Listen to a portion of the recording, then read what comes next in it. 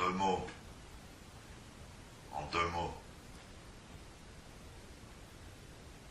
quel est le phénomène qui a joué le plus dans l'évolution de l'humanité, dans l'évolution humaine,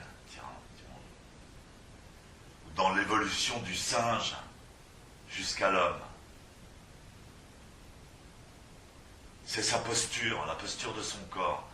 Il s'est assis et il a redressé sa colonne. Et il a métamorphosé sa conscience. C'est l'ancêtre du zazen. Ce grand singe qui a évolué jusqu'au point de développer son intelligence et sa sensibilité,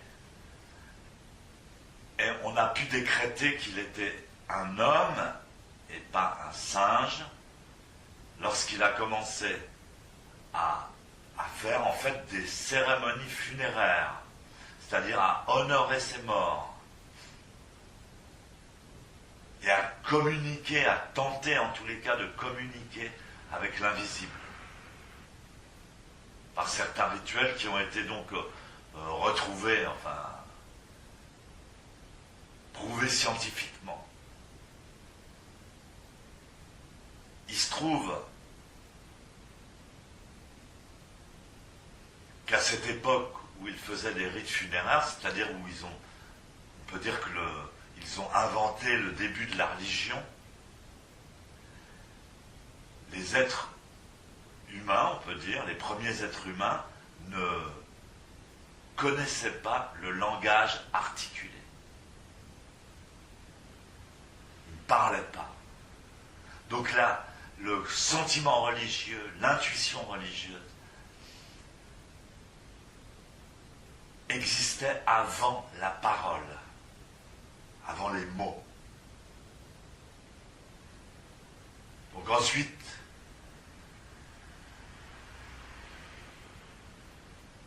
le langage s'est développé là.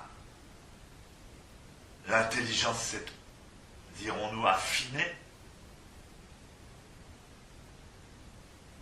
Et c'est comme avec les ordinateurs, quand on a découvert les mots, on s'est grisé de mots.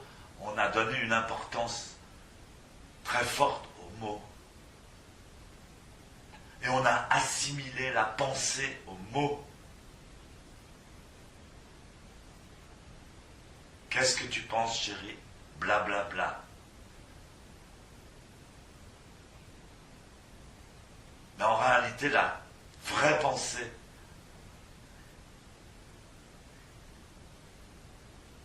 est totale en relation avec le corps, avec l'attitude et avec la posture. Comment on dit je suis champion du monde? Comment on pense je suis champion du monde? Je suis le coureur le plus rapide du monde. Demandez à Usain Bolt comment il pense ça. Il pense ça par une posture. Et tout le monde connaît sa posture. Donc, dans la posture, les jambes, les mains, les bras sont très importants. Dans la pensée, sont très importants. Et c'est par cette approche qu'on peut comprendre un petit peu la valeur et la profondeur de la posture du Bouddha. La posture du Bouddha exprime totalement ce qu'on appelle le samadhi.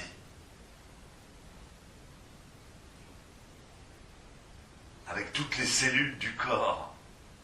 C'est pas une pensée blablabla, c'est une pensée absolue.